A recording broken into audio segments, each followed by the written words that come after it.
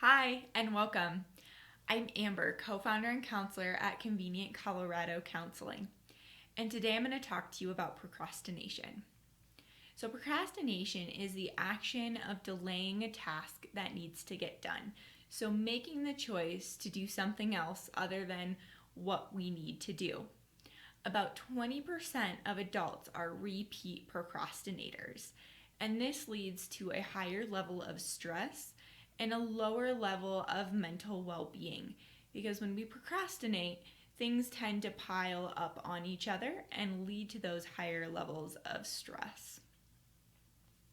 So typically people procrastinate because they're avoiding doing something that they think is not going to be fun or they feel is going to be unpleasant, and there's something else that we would rather be doing.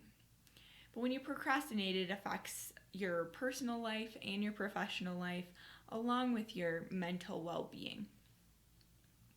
So, what are some ways that we can overcome procrastination or work through procrastination? That's what we're going to talk about today. So the first step to working through procrastination is to recognize that you're procrastinating. So this takes a level of being mindful.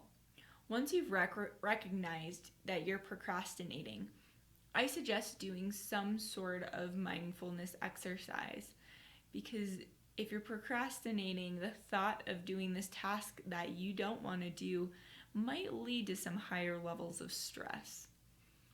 So some ways to kind of bring those stress levels down would be breathing exercises, or maybe even just take a moment to close your eyes, take inventory of your body, and feel your heart rate calm down if you're feeling that stress. Then you can move on to addressing why you're procrastinating. And this can be kind of hard to identify, but think about the reasons that you're avoiding this task. Do you think it's going to be unpleasant? Have you had a bad experience doing it in the past? Do you feel like you maybe just don't know how to complete it or how to complete it well? Are you worried that you don't have enough time? Is there a level of fear?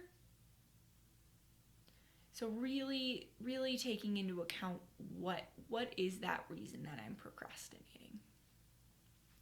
Once you've identified that reason, you are then in a really good spot to come up with a plan to work through it.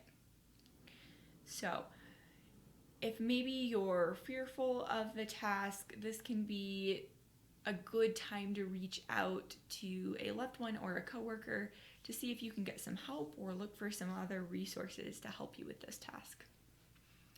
A big one can even be just rephrasing it in your head. So if one of the tasks you're avoiding is taking out the trash, and in your head you're just thinking, I have to take out the trash, is something I have to do, then you're kind of taking away that feeling of you having a choice in the matter.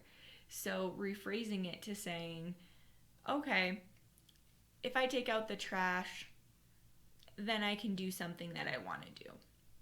Or I'm going to take out the trash because that's what I should do in this situation. Another way is to make goals. So a goal could be, I'm going to do this so that I can be done by 2:00 today. Or a reward can be really helpful. So if I get this done, I get to have an iced coffee after work. Or I get to go to my favorite restaurant. What can be helpful if you're kind of a repeat procrastinator is even to make those long-term goals. So if I exercise 5 days a week for 3 months, then I'm going to go on a little mini vacation. So having that long-term goal can be a really good motivator as well. Making lists can be really great so that you can check it off and see, okay, I've done it. It's a really kind of good reward system for ourselves. Or scheduling out your time very specifically and making sure that you're sticking to those time frames that you set for yourself. If you're one of those people that gets distracted easily, finding out what is it that distracts you and taking that out of the equation. So if it's your phone, don't bring that phone into wherever you're completing a task. If it's a TV, try to be away from that and just completely cut yourself off from it. And another really useful thing for people can be breaking a task down. So if the task just seems really daunting and really big, breaking it into more doable steps so you can feel accomplished after each one of those steps, and maybe have a little reward after each one of those steps, and before you know it, you're done with that task.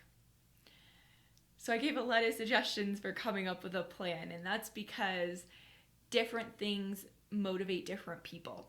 So it's coming up with what is going to work for you. I hope that this was helpful and you're able to get some more things done and stop saying maybe later.